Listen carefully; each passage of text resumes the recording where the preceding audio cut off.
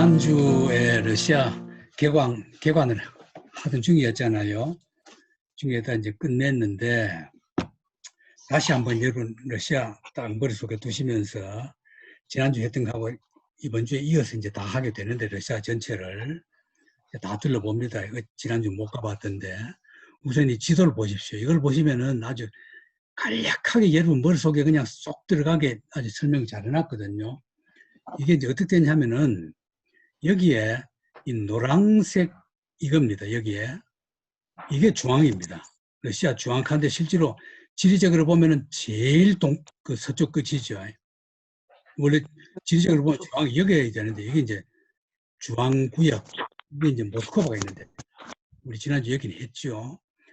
그 다음에 옥색 여기입니다. 이게 페테르부르크. 쉽게 말하면은 러시아 여행을 가면은 아무리 자주 가도 요렇게 여기만 가요. 여기 페테르부르크, 모스크바 요 부분만 가요. 우리 쭉 지난주 했단 말이에요. 그 다음에 오늘 할 게 마지막 이 전체 다 합니다. 자, 분홍색 이겁니다. 분홍색이 어디냐면 로스토프나 돈누란 데입니다. 어쨌거나 모스크바하고 페테르부르크에 있는 지역이 이렇게 크게 있다. 그 다음에 그 밑으로 로스토프라는 데가 있다. 뭐 이름 여러분 다 못 외울 거예요. 나 하는 말은 나라고 하는 거는 영어의 on입니다. 로스토프 온 돈, 돈 강변의 로스토프 그런 뜻입니다. 돈 강변은 로스토프가 이름이 두 개예요. 로스토프 벨리키 큰 대로스토프하고 이건 돈 강가에 있는 로스토프입니다. 그 다음에 보라색 여기입니다. 북카프카스 여기. 그 다음 초록색 니즈니 노브고로드. 이게 중요합니다. 이렇게 세 군데 이게 러시아에서 제일 중요해요. 이게 심장입니다. 니즈니 노브고로드 봤죠? 그 다음에 회색 이게 우랄입니다. 우랄. 그 이제 러시아 가면 통상 여기까지가 러시아였어요. 그걸 개척을 해서 우랄 갑니다. 이 동쪽은 전부 시베리아입니다. 간단하죠. 쉽게 말하면 우랄 안 넘어가는 러시아 아무리 돌아다니다 이 부근만 돌아다니다 와도 러시아를 아주 잘 아는 게 되는 겁니다. 자, 이제 딱 이해할 수 있죠. 자, 이래서 그 우랄 넘어 이건 뭐 우랄 넘어가면 어딥니까? 바로 이게 시베리아죠. 서시베리아. 이쪽은 동시베리아 혹은 극동 연방구 이래 됩니다. 이쪽이 이제 브라디보스토크고 이 밑에가 이제 한국이잖아요. 이제 딱 머릿속에 개념이 오죠. 러시아라는 지도가 간단하죠. 이런 게 러시아인데 이거는 이제 지구별로 이제 지금까지 우리가 한 거는 지역별로 이해하기 좋게 한 거고 조금 행정적으로 지구별로 하면은 이것도 비슷해요. 뭐 지금 했던 거하고 거의 비슷합니다. 여기하고 북서쪽 이게 이제 모스크바 있는데 페테르부르크 있는데 이게 니즈니 노브고로드 있는데 남서쪽 이쪽은 이제 조그마한 나라들이 있는데 이건 전부 소수 민족들이고 복잡해요. 여기 주로 이제 카프카스 있고 뭐 지금 러시아 내에서 국내 문제 일어나고 있고 테러 일으키고 그 한데 전부 다 이 지역입니다. 요 나라 많은 요 지역. 왼쪽 노란 부분 있죠. 중부 노란 부분 별 있는데 중부지국 하는데 거기가 모스크바. 밑에 숫자는 우리 교포 숫자입니다. 지역 숫자예요. 그냥 그 위에 북서지구 한 데가 페테르부르크. 그게 이제 중심이란 말이에요. 러시아의 중심이고. 그 다음, 그 약간의 바로 밑으로 볼가지구 찾았죠? 네, 볼가강, 시원이 되는 볼가지구. 예, 볼가강 가는. 러시아 어머니 강, 볼가지구. 여기. 요 세 군데가 제일 중심이고, 그 다음, 그 밑으로 내려오면 남부지구 찾았죠? 여기서부터는 굉장히 인종이 많고, 그 밑에 보면 뭐 다다다다 글씨 작아서 안 보이죠? 이건 말 필요도 없어요. 카프카스가 있고 뭐 복잡한 지역입니다. 맨날 내분이 일어나고 싸움하고 테러 내고 한데 이 지역입니다. 그다음 그래서 오른쪽으로 가면은 우랄지구 찾았죠. 네. 우랄지구. 이게 우랄 산맥이 있는 데랍니다. 우랄 산맥. 그래서 우랄 산맥 서쪽은 유럽이고 우랄 산맥 동쪽은 아시아, 보통 지리학적으로는 그렇게 계산하거든. 그래서 러시아가 유라시아에 걸쳐 있다 그렇게 말하거든요. 그래서 옛날 러시아는 우랄을 못 넘었어요. 우랄을 넘어서면서 시베리아를 개척해서 지금 이렇게 넓어진 겁니다. 그럼 우랄 지구 넘어서는 바로 시베리아예요. 시베리아 지구 찾았죠. 넓죠. 이 시베리아는 네. 바로 넘어서는 서시베리아, 그걸 넘어서는 극동 혹은 동시베리아. 그래서 이 노란색인데 동시베리아 이 끝에 가면 이제 그 브라지보스톡이라든가 우리 교민들 그 극동 지구 중에서도 노란색 중에서 제일 오른쪽으로 조금 약간 선이 약간 그어진 데 있죠. 이 부근이 연해주해서 우리 동포들이 많이 살던 지역이란 말이에요. 살던 지역이거든요. 이랬습니다. 그러면은 다시 돌아오면은 왼쪽으로 와서 중서지구, 중부지구, 북서지구 이거 지난주 했고 오늘은 이제 그 나머지 지역을 하게 됩니다. 자, 볼가 바트카 지역입니다. 볼가 바트카 지역. 여기서는 니즈니 노브코로드 이걸 다 기억해 두세요. 이걸 오늘 자세히 설명하게 됩니다. 그 위엔 뭐 기억 안 했대요. 그래서 여러분 자료 7쪽을 보십시오. 7쪽. 여러분이 자료 받으면 페이지를 딱 매겨버렸어요. 페이지 매겨놔야 자료 찾기 좋아요. 7쪽에 보면은 괄호 4번에 볼가 바트카 지역 찾았죠? 그 밑에 보면 별표 니즈니 노브고로드 찾았죠? 니즈니 노브고로드. 이 니즈니 노브고로드가 이제 굉장히 중요합니다. 근데 우리나라 참 관광객들이 안 가는 동네인데 이 니즈니 하는 거는 영어로 말하면 노브고로드라는 도시가 딴 데 있어요. 러시아의 최초의 수도입니다. 노브고로드가. 첫 그 도읍지가 노브고로드거든.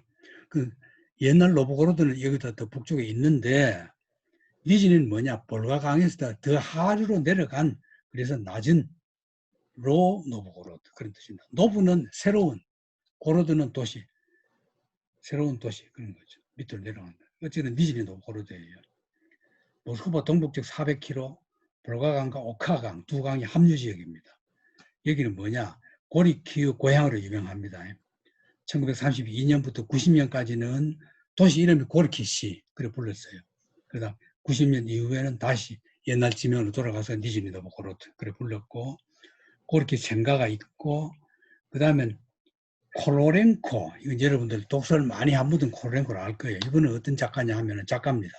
세계적으로 유명한 작가인데 그 장애인, 시각장애인, 맹인 문화 그 세계적인 선구자입니다. 그 맹인 문인으로는 콜로렌코, 밀턴도 만년에 눈이 멀었잖아요. 밀턴. 그 다음에 이제 소설 쓴 건 타고르에도 보면은 그 어둠도 충분히 밝다. 그게 맹인을 다룬 소설이거든요. 그런 게 있는데 그 너무 소설이 좋아요. 맹인을 다루었는데 그 콜로렌코입니다. 그게 바로 여기거든요. 여기에 고향은 아닌데 여기 있었기 때문에 여기에 기념관이 있어요. 자, 그 다음 이제 끝에 보면은 샤하로프는 러시아의 유명한 과학자입니다. 과학자의 인권운동가, 반공주의자로 유명해요. 샤하로프. 이게 전부 다 니즈니 노브고로드에 있습니다. 이 니즈니 노브고로드 이제 지금부터 좀 자세히 보여드릴 건데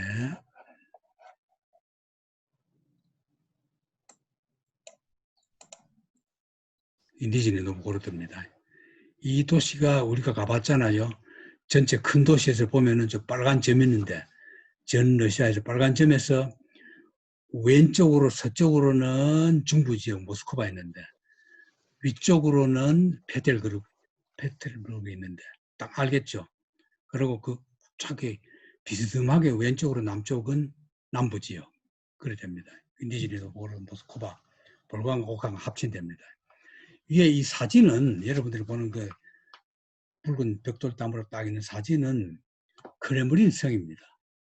보통 우리가 크렘린 가면은 모스크바에 있는 그것만 생각하는데 러시아는 모든 도시에 크렘린 성이 다 있어요. 옛날부터 그렇게 해왔습니다. 뻗다가지고 그냥 어느 도시나 크렘린 성을 다 해놨고 있습니다. 크렘린 가면 아, 그 모스크바냐? 그럼 그건 촌놈대예요. 옛날 니지니 노브고로드. 쿠즈마 민닌.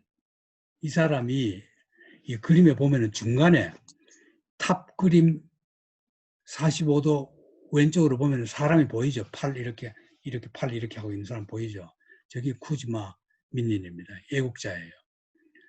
이때 이 지역은 폴란드가 침략해 있었거든요. 거기에 저항, 우리식으로 말하면 3.1 운동 같은 게 일어난 거예요. 독립투쟁하자고 일어난 그걸 그림으로 그렸던 겁니다. 고리키 고향입니다. 고리키는 나중에 자세히 하게 되는데 잠깐 그냥 알아두면 알렉세이 막시모비치 페시코프, 이게 본명입니다. 고리키 본명, 작가 본명. 고리키는 자기가 나중에 필명으로, 고리키 가는 거는 쓴 비터니스, 뭐 그런 쓴 고생스러운 힘든 뭐 그런 뜻이에요. 고리키. 하도 고생했기 때문에. 얼굴 보니까 고생 많이 한 얼굴 같이 생기지 않았어요? 이 러시아 사람들 이름을 한번 알아두세요. 제일 앞에 나오는 게 자기만의 고유 이름입니다. 알렉세이. 두 번째, 막시모비치 뭐냐? 아버지 이름이 막심이에요. 막심의 아들 가는 게 비치입니다. 누구 이름이 니콜라이의 비치 하면 니콜라이의 아들, 니콜라이의 딸은 니콜라이의 예바. 그때 예바 아들들은 이치, CH들은 C 발음들은 아들이고 딸. 같은 자매가이라도 뒤 의미가 딸이냐 아들이냐 다 달라져요. 페시코프는 그 집안 대대로 내려오는 성, 우리식으로 말하면 페시코프 가문의 막심의 아들 알렉세이. 그런 뜻입니다. 이름에 앱 이름까지 다 나와요. 자, 도시가 90년까지 막심 고리키 도시로 불렀다는 걸 했죠. 이게 고리키 박물관입니다. 이게 아까 봤던 크레므린 성입니다. 이 크레므린 성 안에 들어가면은 온갖 걸 다 전시해 놓은 겁니다. 2차 대전 때 쓰던 탱크부터 대포까지 다 있어요. 니즈니 노브고로드 페체스키 모나스트리 수도원이죠. 이거는 노브고로드 야경이고 저게 이제 볼가가입니다. 이 오른쪽으로 보이는 게 볼가강. 그 다음에 이쪽 왼쪽으로 보이죠. 이 크레므린 성 밑으로 왼쪽으로 보이는 게 이게 두 개 합쳐집니다. 바로 여기서 왼쪽으로 보이는 게 옥강, 땅강입니다. 강 두 개가 여기서 합쳐지는 거죠. 이 광경이 아주 장관입니다. 이게 참, 여기 여러분들 갔을 때 기억나죠? 그때 여기 쌍무지개가 떴는데 이상하게 그 사진 거기 찍은 분들이 있어요. 서령희 선생 못 찍었나? 이건 광장, 이것도 광장. 이게 이제 바로 이 지역이었단 말이죠. 자, 그 다음에 중부 흑토 지역으로 갑니다. 저 밑에 보십시오. 그림에 보면은. 아까 우리가 전체 구역으로 봤던 데서는 남부 지역, 거기 속합니다. 여기 지나가면 이미 벌써 완전히 러시아 원래의 문명권에서 벗어나서 좀 그 원주민 냄새가 나는 그런 지역입니다. 면적은 16만 8천 평방킬로미터에 보로네주 주, 리페츠크 주, 쿠르스크 주, 쿠르스크 간 데는 도스토이가 자주 갔는 데인데, 여기는 쿠르스크 그 마유주라는 그 이상한 이 약으로 먹는 그 술이 아니고 음료 그 중간 그 무슨 음료가 있어요. 말저지로 만든 그걸 마시러 쿠르스크 축하는 그 마시는 게 유명해요. 이 지역이. 교통의 중심지로 북쪽 그 산림지대를 보유하고 있고 농경지가 82%. 완전히 그냥 곡창지대입니다. 이 지역이. 흑토 지역이란데 그 저기 흙이 전체 검거든요. 쉽게 말하면 옛날 간도 땅도 저랬다 그러던데 그 땅이 하도 좋아가지고 농작물이 너무나 잘 되는 거예요. 체르노젠 가는 게 흑토 그런 뜻입니다. 이 러시아 말을 하면은 앞에 영어는 체르노젬인데 러시아 말은 체르노좀이에요. 좀. 체르노좀 위에 점 두 개 찍으면 요 발음 납니다. 기름진 검은색 흙, 그냥 검다는 뜻만 아니고 기름진 걸 나타내는 겁니다. 인산, 인, 암모니아가 결합해서 형성된 부식토로 검은색에 농업에 적합하고 농산물 생산량이 많고 크로아티아, 세르비아, 불가리아, 루마니아, 몰도바, 우크라이나, 러시아에 걸치는 유라시아 스텝, 카나다, 미국에 있는 그레이트 플레인스 다 이런 지역입니다. 이제 기름진 땅이죠. 스텝 기후라서 비가 적고 큰 나무가 없고 풀도 짧고 중위도 지방에 나타나는 온대 초원지대 이거든요. 그러니까 뭐 시베리아도 이게 많습니다. 흑도지대, 체르노제. 자, 이제 볼가로 갑니다. 여긴 또 이제 다시 볼 게 많아지거든요.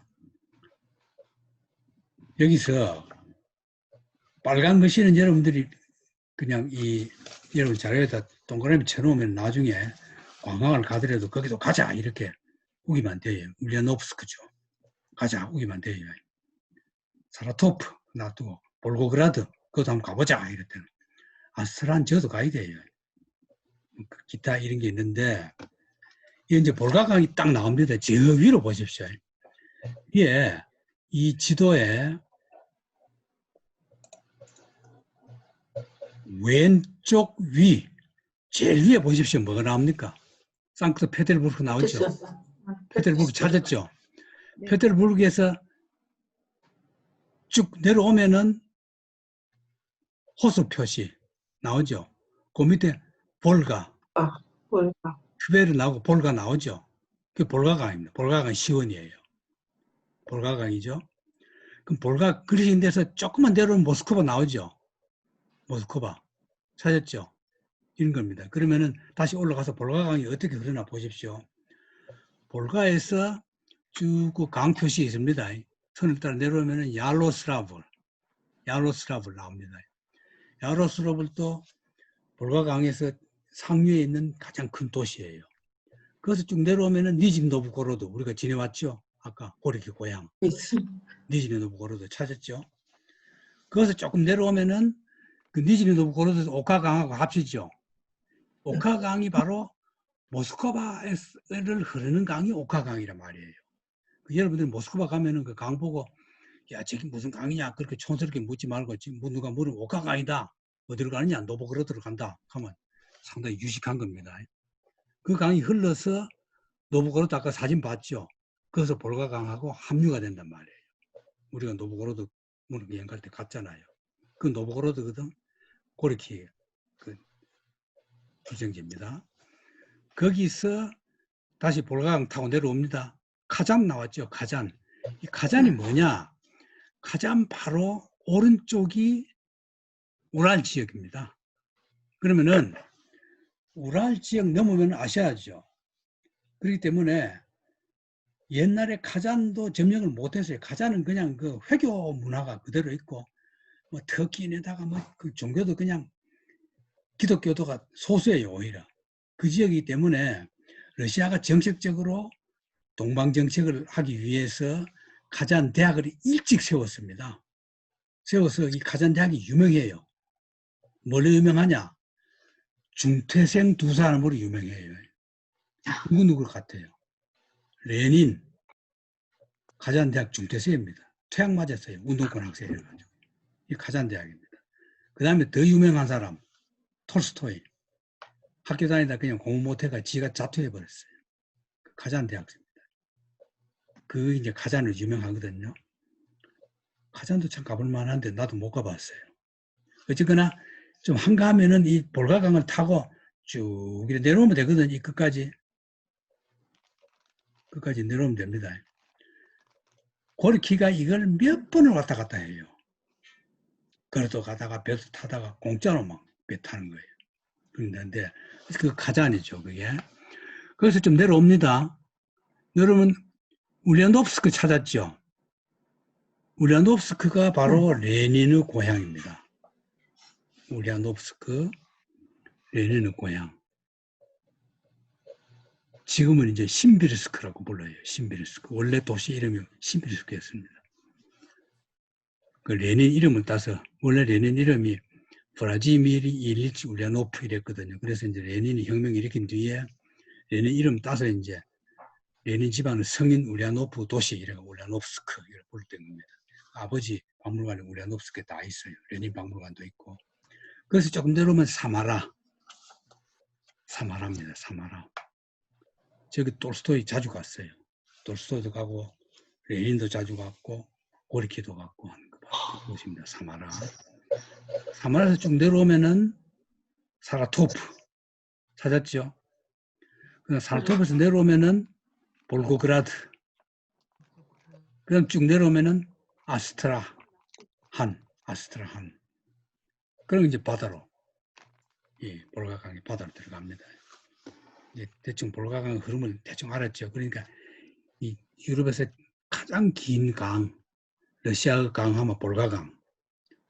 여러분 두 번째 아는 러시아 강은 뭐 같아요? 동강입니다. 동강.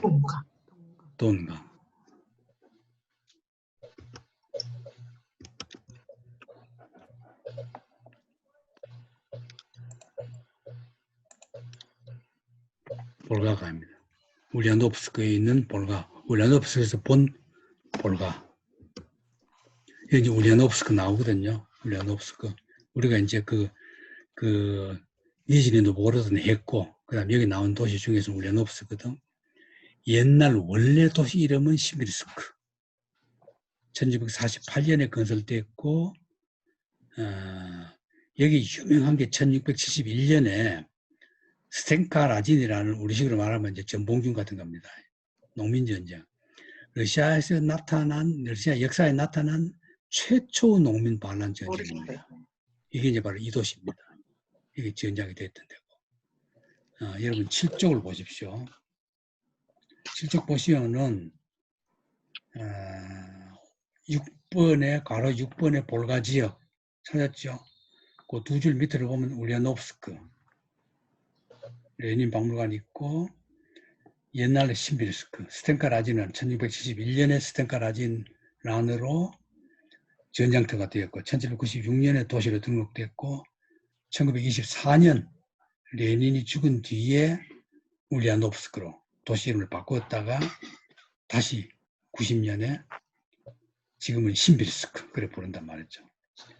교회 원래 있던 건조물을 파괴된 레닌 아버지 울야노프 무덤이 그대로 있고 레닌은 17살까지 여기 살았습니다. 여기에 출신자들이 참 많아요. 케렌스키는 정치가입니다. 정치가. 러시아에 레닌이 혁명을 일으켰을 때의 국무총리예요. 케렌스키가. 쉽게 말하면 고향 사람끼리 그냥 권력을 다투다 레닌이 이긴 거예요. 곤차로프는 여러분 이름을 꼭 동그라미 쳐주세요. 이 사람은 우리나라를 다녀가서 기행문을 쓴 사람입니다. 항해사였어요. 곤차로프 그 뒤에 나오죠. 모스크바대 출신으로 전함을 타고 세계 일주하다가 한국에서 거문도 동해를 거쳐서 귀국해서 기행문을 남겼다. 거문도는 영국이 1885년에 4월부터 2년간 포대를 세웠던데 거문도 여러분 가봤죠? 그 다음 이 도시의 출신 중에 유명한 사람 누구냐? 카람친이라는 사람이 있어요. 나중에요. 이 자료에 넣는데 써놓으세요. 카람친. 이 자료에 나올 겁니다. 그 다음 이제 그 밑에 가면 볼고그라드. 이제 여러분 지도에서 봤죠? 볼고그라드.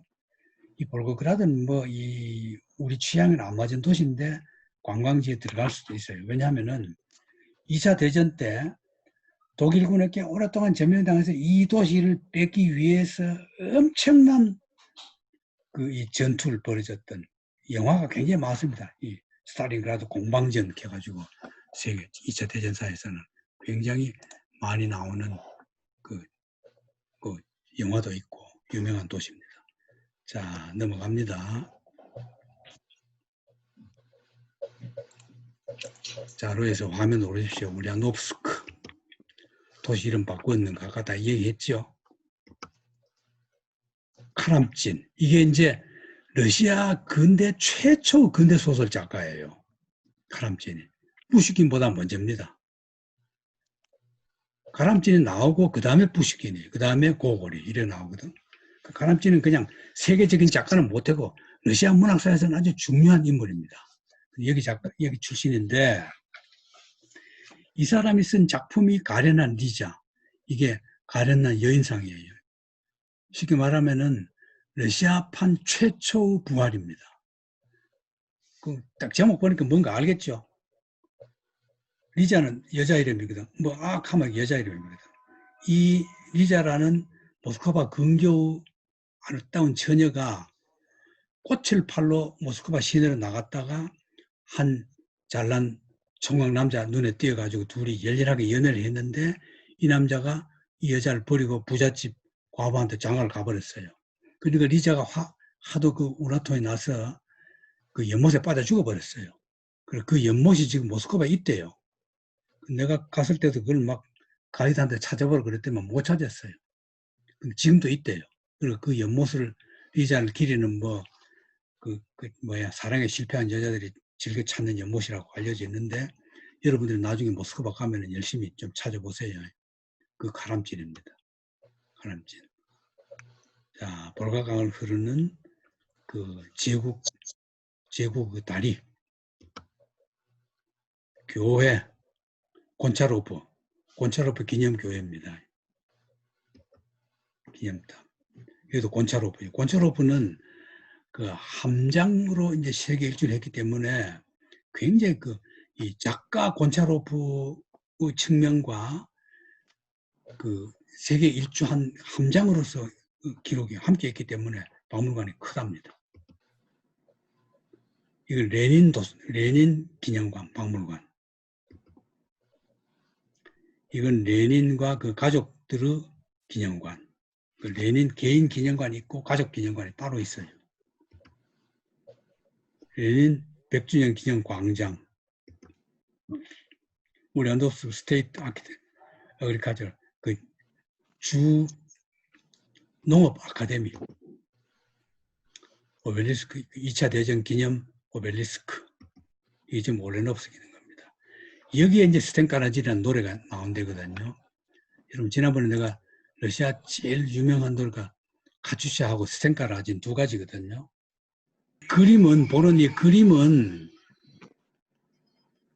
레핀의 볼바강의 배 끄는 인부들 그 그림이고 스텐카라진은 농민 반란을 일으켰던 사람이고 이 노래 가사는 이제 이 반란을 일으켜서 볼바강에서 배를 타고 쭉 이제 점점 남쪽으로 내려가면서 이제 다시 다른 도시를 점령하러 가는데 그걸 진압할 길이 없으니까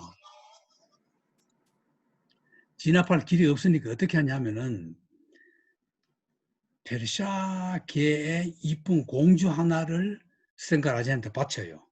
그러니까 여자한테 빠져가지고 좀 반란 그만 일으켜라고 돌리려고 줬는데 그럼 부하들이 이제 다 보는 데서 이쁜 여자가 하나 생겼단 말이에요. 그러면 이제 어떻게 해야 돼요? 예, 어떻게 해야 돼요? 그 이쁜 공주를. 부하들이 다 보는 앞에서 강 속에 그냥 빠뜨려 죽여버립니다. 그래서 부하들이 훨씬 더 스텐카라진을 신뢰해서 농민 반란을 계속 이끌어 나갔다. 뭐 그런 가사가 나와요. 자, 그 다음 넘어갑니다. 북카프카스. 여기서 이제 로스토프 이것만 딱 기억하는 말이에요. 곱스탄 록 바위, 이 바위거든요. BC 만년 전부터 존재하고 있는 아제르바이잔, 이게 아까 우리 지도에서 봤던 왼쪽 밑에 남부 지역의 제일 끝 지역에 있는 아제르바이잔은 지금도 막 독립하니 않을까. 왜냐하면 여기에 석유가 많이 나거든요. 러시아는 절대 독립시켜줄 수 없는 지역이야. 그러면 한데 저 바위 그림 저거 봐요. 굉장히 세계적인 그야말로 고대 유산이죠. 유물이죠. 여기는 곱스탄 바위의 옛날 암각화. 러시아 지역부, 남부지역이라는 내가 얘기했죠. 저 봐요. 색깔 나오는데 그 위에 거는 뭐 다 이제 빼버리고 이제 복잡한 지역입니다. 지금 뭐 나도 자세히 모르겠어요. 위치가 어딘지 잘 몰라요. 여기는 모나스트리고 이것도 아제르바이잔에 있는 그 성당 같은 것들인데 여기가 이제 회교가 많거든요. 그냥 기독교 그게 아니에요. 회교예요. 딱 보니까 모자이크 자체가 회교잖아요. 이 문화권 자체가 회교 문화권이거든. 자, 노보첼스카스크 이거는 여러분들 머릿속에 좀 도의되는데, 자, 로스토프 북동 40km 쇼르호프, 이걸 여러분 알아두세요. 쇼르호프. 러시아 그 사회주의 러시아 시대 때 문학상을 받은 게 둘이죠. 파스테날코, 쇼로프. 쇼로프가 먼저 받고 나중에 파스테날코 받았거든. 근데 사회주의 시대 때 러시아가 낳은 최고의 작가 20세기의 톨스토이라는 평가를 받는 작가가 쇼로프입니다. 우리나라 여러분들도 아마 이 제목은 들으실지 모르지만 이 소설 읽은 분은 드물 거예요. 아주 멋진 소설입니다. 쇼로프 고향이 바로 이 지역이에요. 여기거든. 여기인데 여러분 7쪽을 보십시오. 자료 7쪽을 보시면은 제일 밑에 7쪽 북카프카스 지역에서 로스토프 나도누 동강변의 로스토프 동코자크 중심지고 스타로체스카코차스크 여기가 이제 코자크 첫 수도였는데 나중에 노보체스카스크로 옮긴다 이 말이에요. 노보체스카 여러분 제목은 노보체스카가 나와 있죠. 이 도시가 어떤 도시냐? 쇼로프의 고향 동강의 무대이고 동코자크 박물관이 있고 동코자크는 같은 코자크족인데 돈 지역에 사는 코자크 그런 뜻입니다. 박물관이 있고 보센스카야 이게 여기 쇼로프가 다닌 중학교가 있고 지금 박물관이고 쇼로프 고향은 브르질린스키 보센스키에서 15km 바로 떨어져서 조그마한 시골 마을이에요. 65년에 노벨상 받았고 코자크 땅에서 태어났고 그 어디냐 정확히 말하면 구줄인 함렛 함렛하는 건 이거 오두막집이잖아요. 스타니짜 베센스카야 주의 한 구역인 이런 조그마한 마을에 오두막집에서 태어났고 그런 겁니다. 지금 행정지역으로 보면 뭐냐 동코자크 동코자크 군인들이 지배하던 지역이었다. 고얀 동강은 이 볼가강의 중류 이하의 물의 흐름이 경류가 없어요. 대평원이기 때문에 천천히 흐르거든요. 그렇기 때문에 그 볼가강 하류에 또 볼가강의 별명이 지히돈, 러시아 말로 지히, quiet 돈, 고요한 돈 그런 뜻입니다. 그래서 제목을 그걸로 붙여버린 겁니다. 이 소설이 대단해요. 이 소설이 고요한 동강이 노벨상 수상작이기도 하고 소설 자체가 그야말로 엄청난 서정적이거든요. 이 소설이요. 그 전에 그 우리나라 돌아가신 시인 유치환이 평생의 소원이 뭐냐? 이런 소설 자기도 하나 쓰고 죽고 싶다. 그만큼 굉장히 서정적입니다. 이 얘기 줄거리는 간단해요. 여러분 그 자료에 보십시오. 그 8쪽 자료에 보면은 고요한 동강 있죠. 두 번째 패러그래프 고요한 동강 영어로 된 거 보시면은 The second eldest son 두 번째 아들 그레고리 판탈레비치 벨로호프 집안의 판탈레이의 아들 그레고리 그런 거 아닙니까?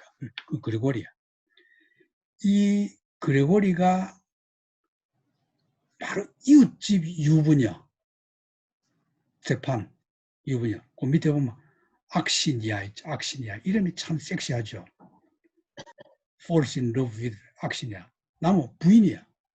이 악시니아 이 남편이 군에 가 있는 동안에 둘이가 바람이 나버린 거예요. 바람이 났는데 나중에 이 군인이 휴가 왔다가 그걸 알고는 완전히 그냥 난리 납니다.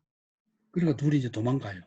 몰래 동네에서 쫓겨납니다. 왜? 그때는 그렇게 나무 부인 건드리고 하면 그거는 그 동네 못 살아요. 추방당한 거죠. 추방당해서 나중에 이제 러시아 혁명이 나니까 이 그레고리가 원래 북군입니다. 동강이 어떻게 되냐면은 동강 상류는 그 동강 남쪽에서 조금 위쪽은 가난한 코자크들이 살고 내려올수록 코자크들이 부자예요. 기름진 땅이기 때문에 부자들이 살거든. 이 집도 중농은 되는 집이야. 그러니까 당연히 이 주인공은 백군 반혁명파예요. 근데 적군에 잡혀보니까 그 사람들 말들이 옳거든. 그 적군이 돼요. 근데 또 백군에 잡혀. 그 자기 고향이거든. 또 백군 활동하다가 또 잡혀. 왔다 갔다 하다 결국은 나중에 적군이 돼요. 그래 되는 동안에 죽어요. 나중에 고향 가다가 죽는 거고. 악신이야는 이 애를 빼가지고 그 애를 놓는, 여자는 안 죽어요. 대개 보면 명작에서 소설에서 남자는 죽어도 여자는 안 죽거든. 여러분들 그 스카렛 스카렛 델타, 나타낼 호선 스카렛 좋은 글씨에도 보면은 목사는 죽는데 여주인공은 안 죽죠. 안 죽고 애 놓고 잘 살잖아요.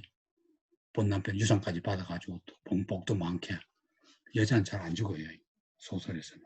왜 그러냐. 애를 낳아가지고 그 인류는 영원히 망하지 않는다.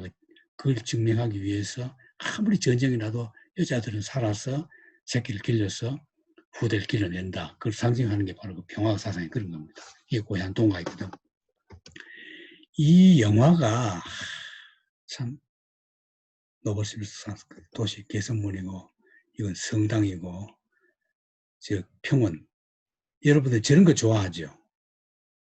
어? 여러분들 러시아 여행 아무리 가도 저런 구경 못해요. 왜? 러시아는 가로수가 굉장히 두꺼워요. 우리나라는 가로수 나무가 하나만 있죠. 한 포기씩만 쭉 줄지어 있잖아요. 러시아는 양쪽이 아예 가로수 자체가 밀림이에요. 한 11포기씩 다 막아가지고 그 너머 안 보입니다. 차 타고 가면은 가로수만 보고 가요. 참 버티가리 없는 여행이야, 러시아. 근데 가다가 고속도로에서 차를 좀 세워달라고 세운 뒤에 그 넘어가 보면은 다 이래요. 반드시 가다가 고속버스를 세워서 이런 평원을 구경하고 가란 말이에요. 가면 그냥 밀밭, 끝이 없어요. 장관입니다. 선생님 그때 봤던 밀밭 기억나나? 봤는데 이게 쇼로프입니다. 쇼로프. 참 착하게 생겼죠. 이 전부 무대거든. 이 동강. 아까 봤던 동강 쭉 나오죠. 이 지역이거든. 이 지역입니다. 이게 볼가강은 오른쪽에 있는 바다 색깔 있죠. 저기는 카스피해입니다. 카스피해. 볼가강은 카스피해로 흐르고 그 유명한 동강은 여기입니다. 아조프해. 아조프해로 흘러요. 그 이쪽에 드니프르 강하는 게 또 하나 더 있어요. 그거는 흑해로 흐릅니다. 세 강이 각각 흐르는 바다가 달라요. 이게 동강의 시원지입니다. 기념으로 저래 해놓은 거예요.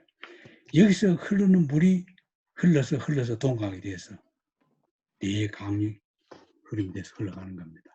이게 이제 하루로 내려가면은 참 기름진 땅이 되는 거죠. 기차 타고 가면 저래 되는 거고. 러시아 기차 여행 참 재미없어요. 여러분 괜히 시베리아 횡단철도 그런 거 탈라 그러지 마세요. 뭐 때가리 없이 재미없고 지루하기만 해요.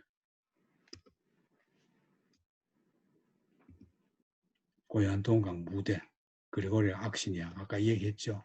이 영화가 참 우리나라 여러분 비디오 재미 가면 있어요. 고요한 동강. 쉽게 살 수도 있어요. 이 여자는 그레고리 본처입니다. 신랑을 이웃집 유부녀한테 뺏긴 좀 가련하게 보이죠. 아까 가련한 리자처럼. 남편을 이웃집 바람둥이 여자한테 뺏겨버린 가련한 본처. 근데 이 바람둥이 여자는 이 여자입니다. 이 여자. 이 여자는 이 여자를 아까 찾아 넣으려다가 내가 시간이 없어서 못 찾았는데 이 여자를 그 러시아 인민 배우였거든요. 이런 영화를 만들려니까 최고 미녀 배우를 꼽았죠. 근데 이 여자를 내가 만나봤다는 사실. 이건 그 본마누라. 대비가 되죠. 이 전부 다 그 부근입니다. 부근 일대. 이 보면 도로마크거든. 도로마크 보면 이제 왼쪽으로 가는 게 키예프 가는 겁니다. 키예프 가는 길이고 북쪽으로 가는 건 노보시빌스크로 가는 길이고 오른쪽으로 가는 게 탈다스크죠. 이 무대의 주 마을이 탈다스크 마을입니다. 오른쪽으로 여기서 오른쪽으로 가는 거 도로 표시판이에요. 이 도시입니다. 탈다스크 마을, 타간로그. 자, 여길 잘 보세요. 타간로그. 체호프 고향입니다. 자, 여기 보면은 체홉, 안톤 체홉. 안톤 체홉은 다 아시죠? 그거 보면 그 바다 오른쪽 위로 보면은 타간로그 찾았죠? 그 다음 그 위에 보면 로스토프 온 돈 있죠? 노란 동그라미 있죠? 로스토프라는 데입니다. 그 관광 가려면 로스토프 가서 거기서 타간로그로 가야 되도록 돼 있잖아요. 그럼 이제 타간로그가 이제 안톤 체호프 고향이고 그 바다가 뭡니까? 아까 내가 얘기했던 아조프해. 아조프 동강이 흘러내리는.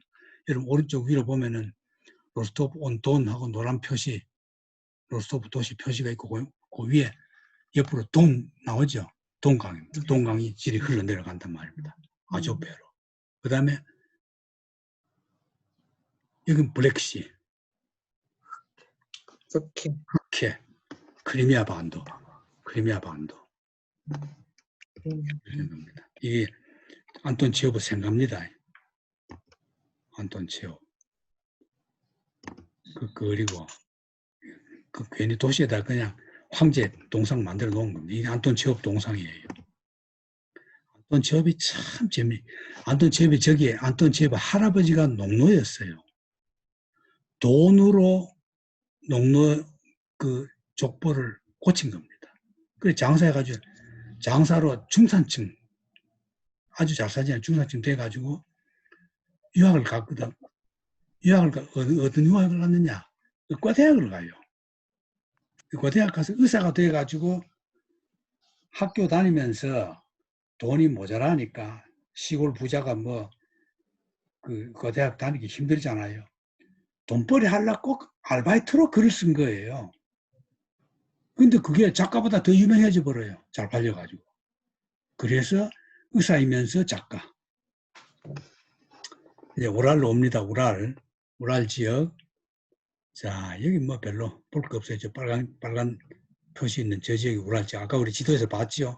저 빨간 지도에서 왼쪽은 아시아, 유럽이고, 저 경계선 있는 데서 우쪽은 페테르부르크. 그 다음 끝으로는 어딥니까? 모스크바 있는데. 그 다음 빨간 볼 있는 지역에서 그 밑에 부분은 어딥니까? 볼가 지역. 그 다음 그 밑에, 왼쪽 밑으로 꼬리처럼 나는 데가 남부 지역. 복잡한데, 인조이 복잡한데. 그 남부 지역, 거기가 지금 우리가 봤던 바로 이 고해안 동강 무대라 이 말이에요. 이제 딱 개념이 뭐죠? 개념 안 와도 그래 알면 여기 이제 저 노란 게 우랄 산맥입니다. 우랄 산맥. 강과 산.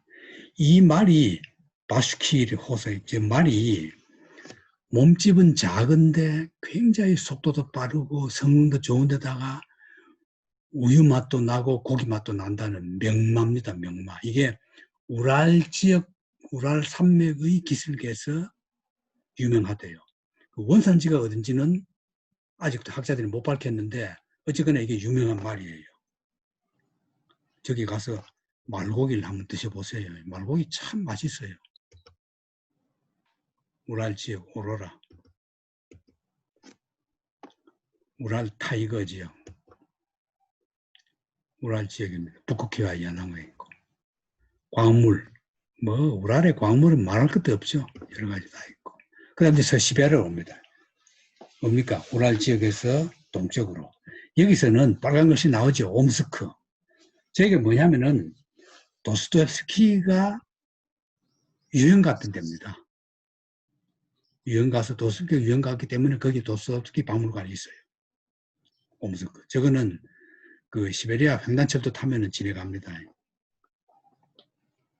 노보시빌스크 저것도 시베리아 횡단철도 타면 지나가요.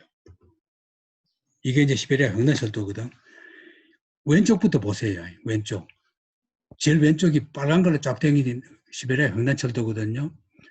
딱 첫 동그라미 옴스크지요. 저기가 도스토옙스키가 유행 갔던 데고, 도스토옙스키 유행 갈 때는 철도가 없었습니다. 그 다음 쭉 내려오면은 노보시빌스크, 이제 동그라미 해놨 노보시빌스크. 그 다음 쭉 가면 크라스노얄스크. 쭉 내려오면은 쫙 그 선 따라 끝까지 내려오면 밑으로 쑥 내려와서 일쿠츠크 찾았죠. 그렇죠. 일쿠츠크가 뭡니까? 바이칼로 있는데. 몽고요. 예, 바이칼로. 여러분 바이칼 관광 가면은 반드시 일쿠츠크 가죠. 일쿠츠크가 뭐라 그랬어요, 우리가? 12월 당원들이 예, 유배. 유배에 가서 12월 당 박물관이 있다. 우리 지난번에 다 봤죠. 그때 시베리아 횡단철도 열어야 됩니다. 그럼 저는 여러분 기차 타면은 여러분 이렇게 그냥 내 강의 들으니까 5분 만에 시베리아 횡단철도 다 타버렸잖아요. 그걸 왜? 예. 교수님, 이 철도가 그 부활에 나오는 카츄샤가 그 시베리아로 가는 그 철도인가요? 아니에요. 아니에요. 그 부활 그거는 노란색이. 이거하고 관계없이 걸어가요. 걸어. 아, 걸어가는데 예. 이 철도 그 말도 나오는 것 같은데. 뭐요? 철도 말도 나오는 것 같은데요. 철도 나온 거는 그 이제 안나 까레니나고 아, 그럼. 안나 까레니나는 모스크바에서 페테르부르크 가는 아, 그거는 직선으로 된 그거고 죄송합니다. 이건 그냥 뭐 그야말로 러시아 황제가 극동지역을 침략하려면은 철도를 놔야 된다 하고는 죽으면서 딱 이렇게 선을 그었어요. 그러니까 이게 철도가 그 러시아 철도가 광계입니다. 광계가 알죠? 우리나라 철도 이게 이제 국제 규격이거든요. 우리나라 철도가 우리나라 철도보다 조금 좁은 그 이 선로 그 협계입니다. 협계는 옛날에 우리나라 수원에서 인천으로 있어 수인성 지금 없어졌죠. 지금 그거 아마 관광용으로 있다가도 그까지도 없어졌죠. 손님 없어가지고 있나 없나. 그 좁은 거고 러시아는 우리나라 철도보다 더 넓어요. 그러니까 러시아 기차가요. 세계에서 그러니까 제일 첫 호합한 열차입니다. 이 광계이기 때문에 이 기차간이 더 넓은 거예요. 딱 알겠죠? 그래가지고 러시아 기차는 콤파트멘트예요. 네 사람씩 따로 딱 방이 되어 있잖아요. 시베리아 횡단철도 타면 그래 타잖아요. 방이 따로 딱 되어 있어가지고 그 방에서 특등실은 자기들만 타고 일반실은 이제 침대를 2층으로 해가지고 그래도 넉넉해요. 그게 바로 이 시베리아 횡단철도입니다. 대단한 시설이죠. 광교예요, 광교. 그래서 옛날에 그 여행했던 사람 얘기 들어보면은 그 북한에서 시베리아로 기차 타고 갔던 사람들 기차 타고 가거든요. 가면은 국경역에서 기차 안에 그냥 기다린대요. 그러면은 그 이 기증기가 여객 칸을 살짝 들고 있답니다. 관객들이 느끼지 못할 정도로 살짝 들고서 바퀴만 바꾼대요. 바퀴만 싹 바꾸고 기관차 달아가지고 그대로 간대요. 그러면 언제 바꾸는지 전혀 의식을 못할 정도로 해서 잘 한대요. 그리고 우리나라도 지금 보면은 우리나라 지금 철도청 고민이 뭐냐면은 앞으로 이제 부산에서 파리까지 가거든요. 잘 되면은 파리까지 가는데 러시아 지나갈 때는 바퀴를 바꿔야 돼요. 그걸 어떻게 하냐? 옛날에는 들고 바꿨지만 우리나라 지금 기술로는 저절로 그 바퀴가 이렇게 커지도록 할 수 있대요. 러시아 들어갈 때는 저절로 싹 커져가지고 딱 들어갈 수 있도록 과학적으로. 그래 만드느냐 아니면 뭐 또 어떻게 뭐 하느냐 뭐 막 연구를 하고 있답니다. 지금 벌써 그만큼 우리도 여러분들 오래 살면 파리 갑니다. 기차 타고. 그래 기차 타고 파리 가면은 기차를 탈만 하죠. 천천히 그냥 한 달 동안 돈도 적게 들고 좋잖아요. 자, 꿈을 꿉시다. 그래 가도록. 서시베리아 오비강.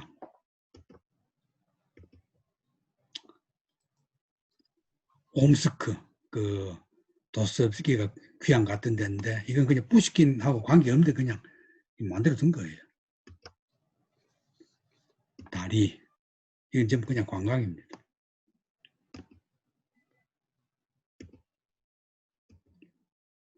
바이칼로.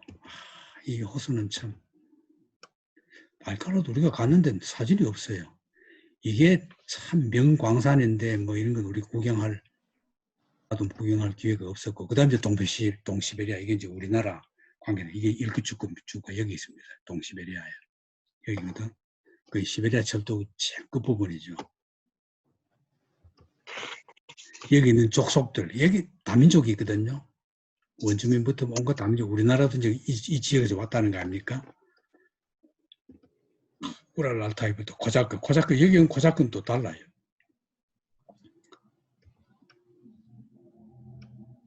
알타이 호. 우리가 우랄 알타이 어족들이잖아요. 바이칼로. 바이칼로에 있는 맛있는 고기 가시면 꼭 들어보고 오세요. 그 맛있어요. 고기 잡아가지고 회로 먹어요. 시베리아 타이거. 이게 그 감차카 반도에 있는 그 화산이랍니다. 감차카 전된 우리 참 완전히 그야말로 저기는 그 다음 이제 극동 지역입니다. 연해주 지역, 하바롭스크, 아무르강. 아무르강은 중국에서는 흑룡강이라고 부르는 겁니다. 아무르강과 흑룡강이 같은 강이에요. 이 아무르강입니다. 아무르강 노래 참 좋은 거 많아요. 브라지보스토크는 많이 가봤죠.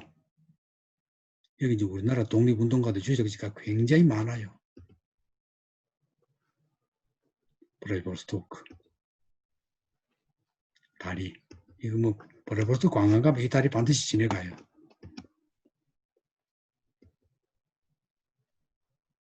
그 다음 하바롭스크 전쟁기념탑. 졸로토익 하는 거는 황금빛 골든 브릿지 금문교입니다. 금문교가 그 샌프란시스코에 있는 게 아니고 여기도 있어요. 자, 그 다음 러시아 종교. 이 종교 여러분 그 팥쪽에 보시면은 종교 특징이 있습니다. 종교 등 특징 1. 토착신앙. 온갖 귀신들이 다 있었어요. 그 뭐 필요 없습니다. 안 봐도 돼요. 그 다음 이 화면을 돌아오세요. 돌아오시면은 이 온갖 잡신 중에서 토착신앙, 과로 1번 토착신앙 중에서 그 부분에 루살카 있죠. 루살카. 이거는 차이콥스키 음악 중에 루살카 있어요. 기억나죠? 바로 그 루살카입니다. 무르정령. 무덤에 말과 아내 중 일명 노예를 동시에 매장하는 거. 그 루살카 나오는 거죠. 그 러시아 전설이고, 다시 화면을 돌아오시면은 이 러시아 종교는 그 특징이 뭐냐면은 동방교회잖아요. 근데 유럽에서 제일 늦게 기독교가 들어가는 겁니다. 제일 늦게 들어가요. 그래서 여기 뭐 1054년에 그리스 동서로마 교회가 분열해서 라틴어 미사를 드리는 게 원칙인데, 그리스 쪽에서는 그리스어 미사. 러시아에서는 그래 너 맘대로 해라. 우리가 더 많으니까 신도가 우리는 러시아어로 하겠다 하고 스라브를 해버리고. 그러게 이제 달라졌죠. 그런데 이제 같이 하려고 해도 아무리 합치려고 해도 안 합쳐져요.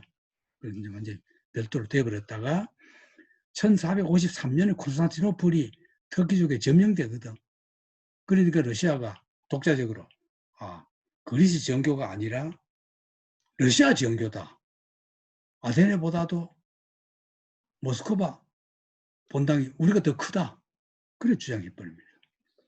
그 러시아는 황실에서 종교를 관리해가지고 황실 관리가 종무총감이 돼요. 그러다가 혁명 뒤에는 정교 분리해버립니다. 레닌이. 그 종교를 우리가 관여 안 하겠다. 너 마음대로 해라. 따로 분리해버립니다. 분리하고 이제 탄압한 거죠. 성당. 돌스토이, 이 러시아 정교 파문 당했잖아요. 지금도 파문을 취소 안 했어요. 지금도. 몇 년 전에도 이 총주교한테 돌스토이 이제 사면해줘를 그냥 못 해준대요. 그 파문 행위를 했다고. 참 둘 다 고집 세죠. 동방교회. 이콘 제작하는 겁니다. 이콘. 예. 이콘이라는 게 여러분 저 러시아 가면 성당에 반드시 한번 가봐야 돼요. 온갖 이런 그 장식품들이 좀 많아요. 거기다가 제일 유명한 데가 옵티나 푸스틴 수도원. 저게 제일 유명한 데입니다. 까르마초프에 등장하는 수도원입니다. 저기가. 여러분들이 표를 해놨다가 까르마초프에 나오면 아 이게 바로 실제로 있는 그 수도원이구나 이렇게 생각하면 됩니다. 옵티나 푸스틴 이건 유명한 수도원이에요.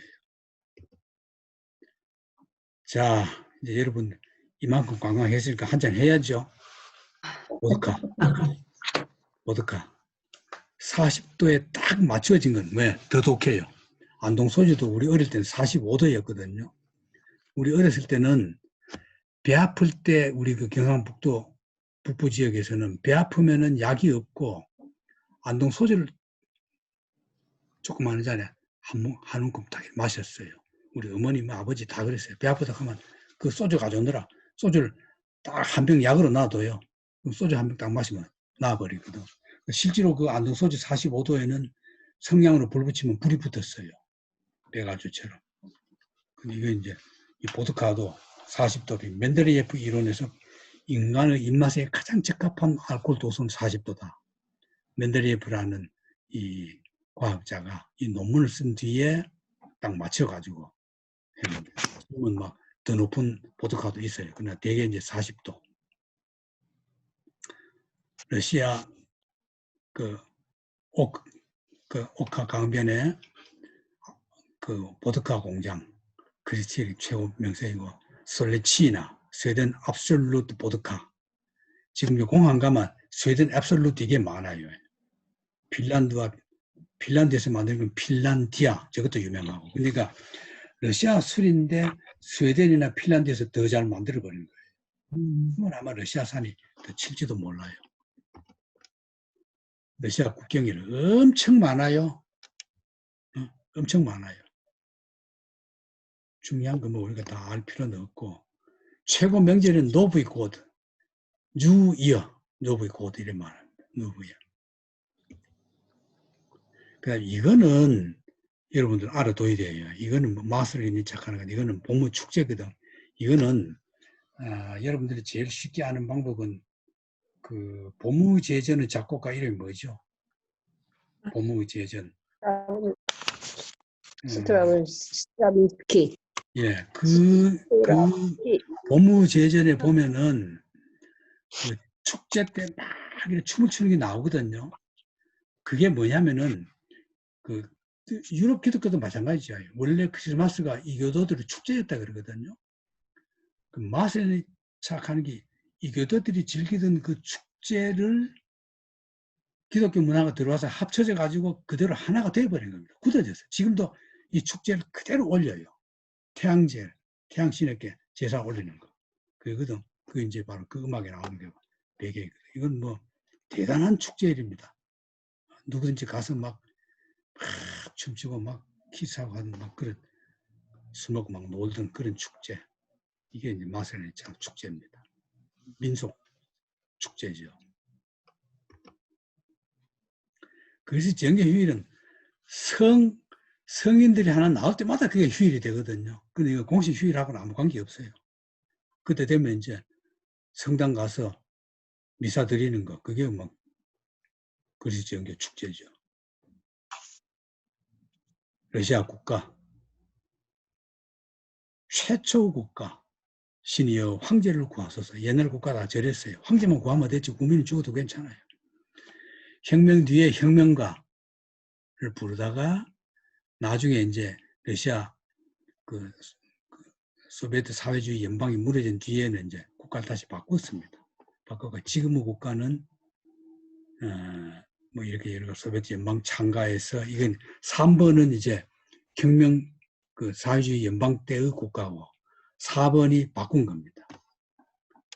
보리스 옐친 대통령 때 그린카라는 유명한 작곡가 패트리어틱송 애국가 이 곡에다가 평화적인 애국가 넣어가지고 가사를 놓은 겁니다. 가사를 공모했어요. 그래서 연방국가 소비에트 연방 창가의 작사자 미하일로프가 가사를 지어서 2001년 1월 1일부터 지금의 국가, 지금 국가는 좀 뭐 상당히 평화로워요. 러시아는 우리의 빛나는 국가, 러시아는 우리를 사랑하는 나라, 강력한 의지, 위대한 영광, 너 가치는 영원하리. 찬양받으리 우리 자유 아버지 이름, 수세기 동안의 형제 민족들의 연합이야. 앞에 주어진 민족의 지혜야. 찬양받으라 조국이야. 우리는 너를 자랑스러워한다. 평등하죠. 이런 게 이제 지금의 러시아 국가가 되어 있습니다. 자, 이상으로 여러분 이제 갈 때는 요 자료만 갖고 가시면은 다 통한다 이 말이에요. 요 자료만 다 갖고 다니시면 됩니다. 그래서 다음 시간에는 러시아와 고대사를 하는데 이거 다 자료 해오셨죠? 네. 그랬으니까 이걸 지금 시간 조금 더 합니다. 오늘 작품 수가 적기 때문에 이걸 조금만 더 해놓고 다음 시간에 끝낼 겁니다. 이걸로 끝낼까? 이걸로 끝냅시다. 다음 시간에 하기로 하고 다음 시간부터는 한 강좌 가지고 하나씩 탁탁탁 빨리 끝낼 거니까요. 다음 시간에 이걸 꼭 준비해 오십시오. 자, 이상으로서 강의를 끝내겠습니다.